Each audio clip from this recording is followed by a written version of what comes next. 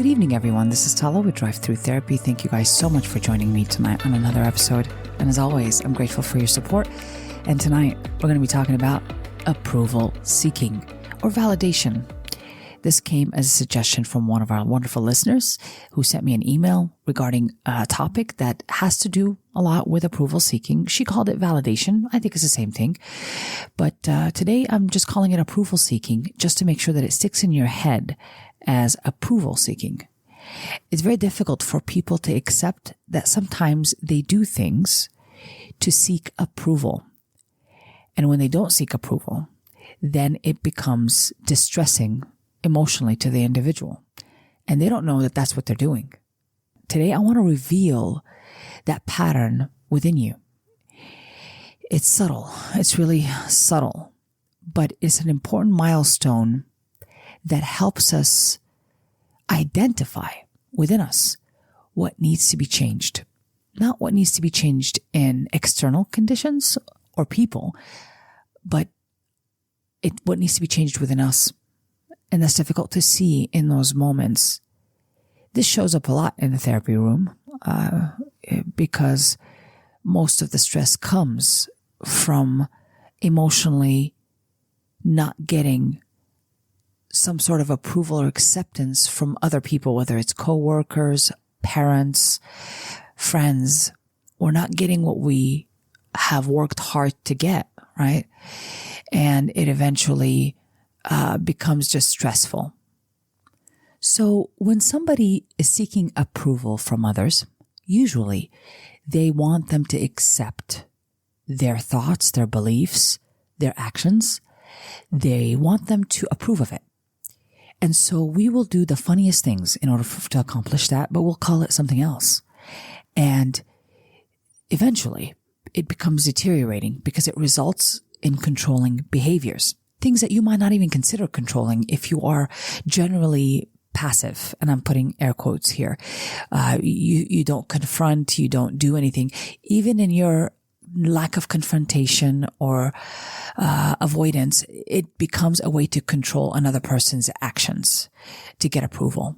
So for example, if a husband doesn't confront their partners regarding some of their boundaries or behaviors, they're avoiding a fight.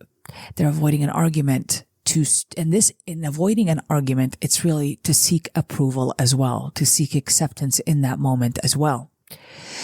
So it almost looks like I'm just avoiding an argument. I don't want to fight. But if you look deeper at what you're doing, right, is avoiding an argument to control a reaction or a response or a behavior from others. So seeking approval from others comes in very funny ways. And basically the outcome is still the same. The outcome is still to get the acceptance from others. We can go to either extreme. One, again, to avoid, to be passive in situations, to just follow what, let's say, my friends say, what they do, their wants and needs. I just meet them, but not meet mine. But eventually, because it's an extreme, it backfires because yes, although I get their acceptance, it's not really a friendship that's based on authenticity. It's not based on connection between two people that care about each other and that get to know each other well, right? It's more about a transaction. I'm doing for you so you could do something for me. So the person that's seeking validation is attempting to control, but their way of controlling is just looks funny. It looks like it doesn't look like control or that what you accept as control today, but it is control. Now you got the other extreme, which is I'll argue with you. Anytime you're in an argument with someone, okay, I want to point that out. You're attempting to control their responses. And let me tell you something you don't know is that when you're arguing with someone to try to prove your point, whatever that may be, or you think that you think there's a threat somehow and you're trying to defend yourself in some way, whenever you're doing that, you are indirectly and sometimes directly seeking their approval of you. So one would say not seeking approval would look indifferent, would look like it doesn't really matter whether you like it or not. So the other day I was having a conversation with someone who is outside of the therapy room and was in therapy. And they said some great stuff that I could relate to. It was talk about spirituality, and they had really wonderful concepts that I'm just like, yeah, no, I agree with. And I verbalized that. I said, oh, I agree with you. Totally agree with you. You know, I'm enthusiastic about it, and trying to convey that, you know. And he quickly said, you don't have to agree with me. And so that's kind of a defensive response. And the reason why I say that is because I wasn't doing whatever he thought I was doing. I was just agreeing with those concepts, and I thought they were great. You know, I mean, I could relate to them. I listen to a lot of things all day long, and this just happens to be one that's just great. Like I agree with it. It was a healthy thought process. But he made sure in his defensive response to tell me that I don't need your approval, which is great.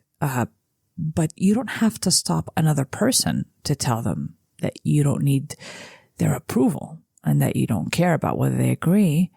You just need to be aware of yourself, and that you are working on not using my approval as something to boost your self-esteem. So it really wasn't my problem that I need to not agree with you or tell you, but it was more about this person's need to self-reassure. So this way they don't use what I'm saying. Now, this is an internal thing. They didn't need to stop it by using an external force, right? They didn't need to tell me, hey, I don't need your approval. They just needed to kind of not use it on the inside to boost whatever it is that they're afraid to boost when it comes to their need for approval. So just know, when a person says, I don't care about what people think, I don't care about, the truth is, if they have to verbalize that, they're not there yet. They're not fully there yet. They're kind of telling themselves that out loud. If you have to tell it to somebody else, you're attempting to shift their perception of, or you're wanting to shift their perception by telling them, like, look, I don't really care about what you think. But that's actually a lack of confidence and a lack of self-reassurance when you do that, when you have to speak out loud about it and say, yeah, I just don't care about what people think, or I'm independent and I am self-reliant. I don't follow the crowd. If you have to say those things, it means you do lack the self-reassurance and self-acceptance in those cases. So you would have to say them out loud to control another person's image of you, is another way to say that. It lacks the confidence you think it has. So the answer is to just act it out. A person who's truly indifferent and working on this would just act it out. They wouldn't need to say it. They would just need to take accountability for what they're about to do with that reassurance or that acceptance from another person or approval from another person. They would just take accountability for that on their own on the inside and just leave it alone. It's not a threat. It wasn't a threat to begin with when somebody agrees with you. I mean, even if you're working on it, they're not really a threat to that unless on the inside you don't acknowledge and take accountability for your thoughts and beliefs. So I hope that helps a little bit. It's a great example, but it happens all the time. I hear it all the time. People tell me the image they want to present to me instead of just accepting it about themselves and acting it out. That's it. Act it out. If you're secure, if you don't care about what people say, do me a favor, act it out. That's how anybody would know. But if you have to tell it to me, you know, kings and queens don't have to say they're a king or a queen. They just are. They just are. They act like it. Okay. Seeking approval from others is actually learned quite a bit from our programming in society. When we are going through childhood, we go home and we have to follow what our parents say, their value system, their belief system. I take it on and I guide myself based on their value system and their beliefs. For the most part, if the parent is not aware, the parent will impose all that on this child. And if the child veers away from their own belief system, the parent will attempt to get them back on track to follow that belief system. So the kid learns that if I follow, I get approval. I get praise, it's positive. But when I don't follow rules, the reaction that I get is I could lose connection with that parent. They can give me silent treatment. They can not give me praise, attention. It changes drastically when I do not follow my parents' rules, belief system, values, if I don't line up with them. Then we go to school and the same thing happens there. We have a teacher who may or may not be aware of this, and she's having the kids line up with the rules that they have to follow at school. This is what we say. This is what we don't say. This is what we do. This is what we don't do. And you get a star sticker next to your name if you are following the rules. But if you don't follow the rules, again, there's a feeling of abandonment from that teacher because they're not recognized and not pointed out, or it appears to be that they're somehow being aversively punished in some way by not getting a star next to their name. So we realize early on that the approval of others can be controlled by aligning with their belief system. It's very powerful. It's almost like an addiction. We can control people's responses, their praise, their love, their attention, their affection. We can control all these things by pleasing them, by seeking their approval.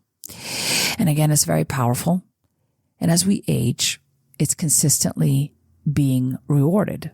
When we go to work, our values and our beliefs don't really matter in that point. What we think about ourselves doesn't really matter, basically.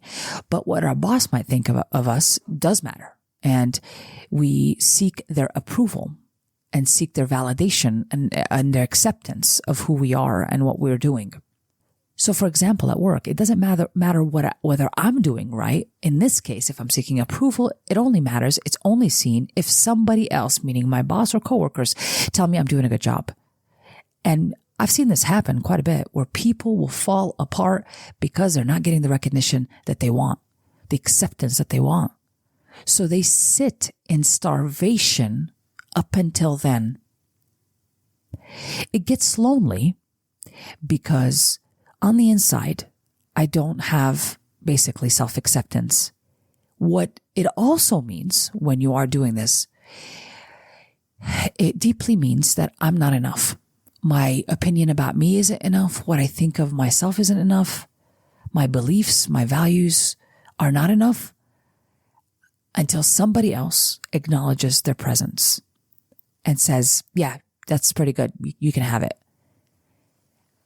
It's not a direct thing. We don't tell people I approve of you, but again, the sneaky ways we do it, the extreme sneaky ways that we try to get somebody's acceptance and approval of us, again, whether it's through fighting, through avoidance, through compliance, we gradually give away the authentic parts of ourselves, the things of ourselves that may not line up with my mother and father's belief at first, then friends, teachers, then later on coworkers and other associations, Facebook groups, whatever. We learn to give away pieces of who we really are, or we hide them, or we tell ourselves, I don't think I really want that. Basically, I'd rather get the approval of another than want what I want. And so a lot of us line up with this approval-seeking madness. And essentially what it truly means about us is that we believe about ourselves that we are not enough in anything that we do. Thus the belief basically that we're affirming with approval-seeking. I don't accept myself in certain areas unless it is seen by others, accepted or praised by others, acknowledged by others. My belief about it is not enough. So you could see when somebody is really heated up and they want to argue with you and they want to convince you, because I don't care what a person is arguing about. It's not a real threat. Most of the time, they just want to convince you that their belief is the right one, and they're seeking your acceptance.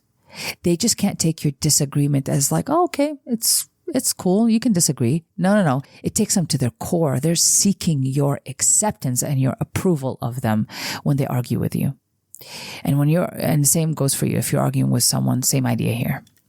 So that's why it's like, not a real threat when we're arguing with people. It's more of an ego-driven threat.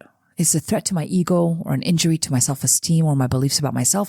And it's going back to the injury of the core basic injury of I'm not enough. What I think about is not enough. And when a person disagrees with me, they remind me of that. So I seek to try to get them to agree with me so I can feel better. Or I seek to prove them wrong so I can feel better. Either way, it's a form of acceptance seeking or approval seeking. This is a prison, ladies and gentlemen. And why I say that, it is because on the inside of me, I'm constantly perceiving I'm not enough in everything that I do. And I'm going to consistently try to affirm that I am enough, which is sad. And I'm going to try to prove it.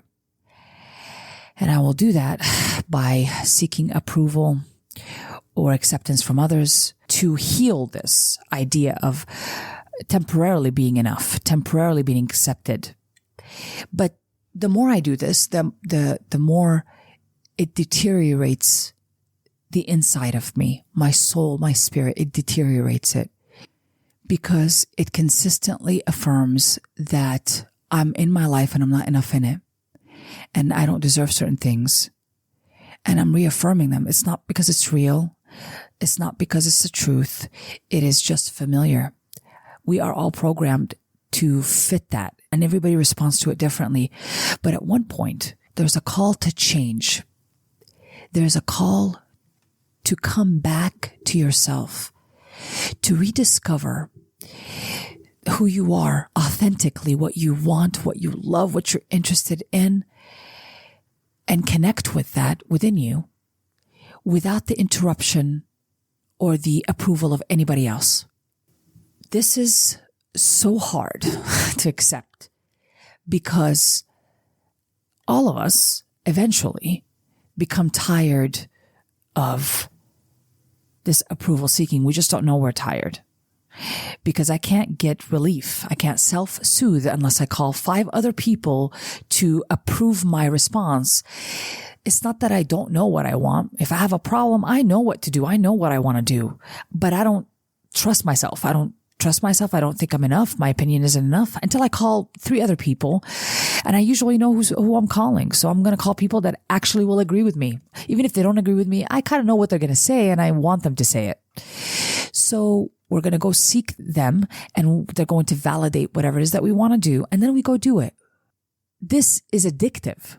And we think this is the way to get it. But eventually, like I said, it feels empty. It does not heal what is pointing towards healing, which is that my opinion, my thoughts, my beliefs, what I want, what I need on the inside is enough for me. It's what I'm born to do. I'm born to accept myself, not work against myself. So if I continue to starve myself from self-acceptance, if I continue to starve myself from self-approval and doubt myself and not connect back with it, it will eventually result in a lack of fulfillment, a deep fulfillment in living, because I'm only living through the approval of others and having to hide other pieces of myself that I think they may not approve of. And I'm also attracting people from here on out based on this that want to have a say in my life, that will ask me or tell opinions about things that really I didn't ask for opinions. But at that point, even when I don't ask, they're still going to give it to me because I've already trained them that I seek their validation. So I'm going to get upset because for example, if I get back with an old boyfriend that I broke up with and I went to them and I told them, hey, I broke up with this person and and they did this and they did this to me, and that's why I broke up with them. And I'm getting relief and validation from them, right, as a person. And then all of a sudden I get back together with this person. These friends, since they've already been introduced into this decision making of mine, and they had a say in it, they invested in it, and I don't have boundaries in this, what's going to happen is they're going to have an opinion about it. They might even treat you differently because you got back together with that person. So it backfires. Your need for approval, your need for validation for what you're doing, how you feel, your decision making, your whatever it is, your need for approval is going to attract people and going to train people that they can have a say in the most important decisions that you're making about your life. That their gauge is so much better than yours. So don't make decisions based on your gauge, which is what you're actually born to do. Make a decision based on their gauge. And when you don't make a decision based on their gauge, they're going to personalize it. They're going to take it personally. And they might be upset at you because you're like, oh my God, I told you not to go back with him and you went back with him. You know? So, again, it backfires. I just want you to know that eventually the approval seeking, the little short spurts of approval and satisfaction I'm getting in that moment temporarily doesn't last long. And it works against me building a stronger reliance on my inner gauge that knows what it wants, that knows how to solve my problems, that's built to solve my problems. It may not built to solve other people's problems, but is built to solve my problems. And because an early disconnection from that part of me occurred, I have to work on this in order for me to achieve a more fulfilling emotional life and a relationship that's deep and satisfactory with myself, where I think I am enough and I'm to be trusted to make my own decisions. And if it doesn't come out the way I expect it, that's fine. I try again. I don't shame and I don't blame myself. I've tried something. I made a decision. It didn't work. That's fine. But what I don't want to do is involve other people in my decision making and use them, because that's what a person who's seeking approval does. He or she is using other people. They're using other people to get their needs met, which is, let me seek approval. So most of those friendships are not really great friendships when I'm seeking approval from someone, because they're fake. They're based off of my need to use you to seek this approval. But I'm going to get mad at you if you don't give me what I want. I'm going to have an opinion about you, a judgment about you if you don't give me what I want. So it's not kind of this wonderful friendship that's based off of enjoying one another and bearing witness to each other's journey. It's more about, you need to give me something. You need to prove to me something about me, and you need to approve of what I want. And you're not a good friend if you don't. What? Like, that needs to sound cringeworthy, when you start thinking like that or behaving on those ways. Again, most of it is hidden. We think we're being kind and wonderful when we're going to seek. I'm just wanting advice from a friend. And I have to make you question, do I really need advice, or do I just want validation? And most of the time, we just want approval and validation from the other person, because we already know what we want to do. Most of the time, we already know what we want to do. But we say things like, I don't know what to do, or it's weird. I don't know what that's about. We disassociate from the need to solve a problem. But this results, again, in not using the gauge that we're born to use and strengthening its usage within us. But we're using other people's gauge so they can approve of our gauge. It's like a middleman to our gauge, and that needs to sound odd to you. It needs to sound wild. I work on being intentional with my son in this area, in his upbringing, because I can't help what's going to happen at school. He's going to have to follow those rules. But when he comes home, if he wants something, if he needs something, if he wants to give me feedback about my parenting, all that is permitted. All that is allowed. As a matter of fact, he gave me some feedback about my parenting the other day. And I'm like, oh, that's good feedback. I told him, thank you. Thank you for the feedback, son. Because if I wanted to believe I'm an authority over him and that my gauge is better than his, then I would make him change or make him feel bad about giving me feedback or ashamed about giving me feedback that he's wrong and that what I'm doing is correct, but what he's doing is wrong. But that's not what I want to do. Today I follow what Khalil Gibran says. He says, give your children your love, not your thoughts. And that's wonderful. That's really checking our ego with our own children, is to make sure that we help them connect to their inner guiding system, their inner problem solver, their gauge that knows what's good for them, what feels right to them. And I would not know what feels right to my son. He only knows what feels right to him and how to solve these problems. And he's taught me over and over again that he has better ways to solve a problem than I do. Over and over again. And over again, I'm humbled because it's like, it doesn't matter if I'm been on this earth longer than him. He has the best gauge for himself. And I want him to keep good connection with that gauge. So even when he goes to school and he's meeting a new teacher for the year, he'll come back and I'll ask him, like, what do you think of the teacher? And I'll trust whatever he says about that teacher. I will trust it. It's not an issue with me. Sometimes he'll tell me the teacher's fantastic. I like her. When he says I like her or like him, I believe it because he trusts and approves of what he wants. He doesn't question what he likes and what he doesn't like. He's pretty particular and he's allowed to be. When he comes back and tells me, oh, I don't like my teacher, I don't question that. I'm like, she's probably not likable. And he has his own gauge of knowing what feels right to him and what doesn't. And I don't want to mess with it too much. Because again, I know that the outcome of that is the later disconnection and approval seeking of others to get to trust my own decision making.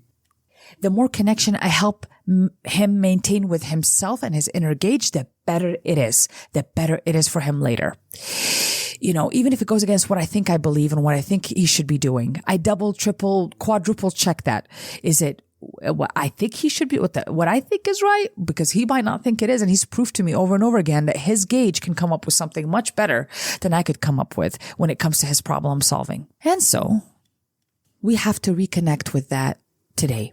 And what that looks like is going to be lonely for people that have been used to using people for their self-approval, self-validation, self-acceptance. Now you're going to have to sit still. You're going to just be with yourself. Yep. Approve of yourself, accept yourself in things, make decisions, simple decisions without calling 5 people. You're not going to call anyone, friends. You're going to just make that decision and accept the discomfort as part of this change and sit in the discomfort. And just make a decision. Do what you want to do. If you like something, do it. When you start thinking, what will my mom say, my dad say, my friends say, my husband, my wife says, my boyfriend, my girlfriend says, whoever, what they say, go ahead and have me interrupt your thinking process at that point and say, what do you want? And that's what matters. And you're allowed to want it, friends. You're allowed to want it. As long as it doesn't hurt you or hurt another, we're good here. We're good. Want it. Want it. You predicting how it might hurt someone, that's your approval seeking. That's a disconnection that I don't need you to keep feeding, because the more you feed it, the lonelier and more unkind it gets on the inside of you. And I want us to reconnect with that. So at first, this muscle is, because it doesn't get used a lot. This muscle of decision making, this muscle of self-acceptance, self-approval is really going to have to be just that. Exactly what it sounds like. Very simple. And I'm not going to call people. I'm not going to do the funny little secret things where I look at their faces to see if they approve or not approve. I am going to stay away from trying to do the funny things to get their approval, like calling them, like telling them, how do I look? And the other things like talking to them about my supervisor who said this and this and this and how they acted and so I can get their approval that, yeah, that supervisor sucks. I'm just going to go ahead and sit with myself. And I'm no longer going to use people, because that's what it's been about. Me using people for certain responses, to feel a self-acceptance in that moment. But it's going to be temporary, because I'm going to still have to solve this problem ultimately. So we're reconnecting, and it's going to feel lonely at first. And I think it takes about a good 3 months to truly weed that out. And you're going to start having a wonderful relationship with yourself if you do this. Self-acceptance with no shame and guilt, no matter what the outcome is. I'm just going to make decisions. I'm going to give the attention to what I want to do and what feels right to me. And I'm going to have to use this inner gauge. Does it feel good to me? Does it suit me? Does it represent me authentically? Yes. If it does, go ahead and do it. It's blessed. The road is blessed. I don't need to call anybody, and I'm just going to sit in the discomfort of having to make that decision without needing the approval of other people. Heck, even if I need them, I'm not going to call them, because I'm working on them. So it takes about 3 months, I think, to truly get that weeded out, and you start feeling slowly. So although it might take 3 months to really see some huge difference, you're going to start feeling different. The second you withhold the need to go and seek approval in the ways that we're doing it. It gets better and better and better. Every time you start to self-reassure, self-accept, you're going to sit in it, and eventually you're going to realize, like, oh man, I don't have to seek anybody's approval. I don't have to wait for that relief. I have it where I'm standing. I am built to have this relief where I'm standing. I am enough in everything that I do. And that's what's natural. That's what's natural to me and to every human being, is for them to think they are enough in what they do. And I'm no longer hating myself or engaging in that crazy self-talk. So let's all heed the calling for this change that could seem very uncomfortable in the beginning, but it's exactly where we need to go to reconnect with what we may have disconnected with a long time ago, and deepening the relationship with ourselves, which will end up resulting in a more emotionally fulfilling life and fulfilling interactions with others. Because now I'm not asking them for advice and using them. I am simply being a friend with them, and I'm enjoying them and they're enjoying me. And it doesn't mean that we don't talk about problems, but it just means that there's no pressure to solve each other's problems. It's simply true friendship of listening and understanding and being compassionate to a friend, and, not using them or having them use you for those same things. And we're not building friendships off of transaction. Rather, we're building true good friendships, solid friendships from just being present with them and enjoying the hell out of them. And that's what I would like to think of when I think of my very good friends, is that I'm just enjoying them. It's not a transaction. Those friends are far and few in between, but you don't need a lot of those friends. You just need one or two. Because on the inside, you are the biggest friend for you. You are the safest place to hang out. You are the most soothing place to hang out. The gentlest, the quietest, the most loving place to hang out needs to be on the inside of you. Everybody else complements that gentleness. They're not being used for that anymore. You are just loving them and enjoying them. That's it. You're not using them anymore. That's a wonderful thing. Wonderful thing. I hope this helps you on your way to upgrade, and you heed that calling to work on it. And we all need to work on it. We all have it at different levels. Again, we're all programmed this way. So nobody's exempt. Yeah, nobody. And we are lucky if we can heed that calling and we're awakened to it. Thank you guys so much for joining me tonight. I'm sending you love and light. Mark Twain reminds us that the worst loneliness is to not be comfortable with yourself. This has been an episode of Drive-thru.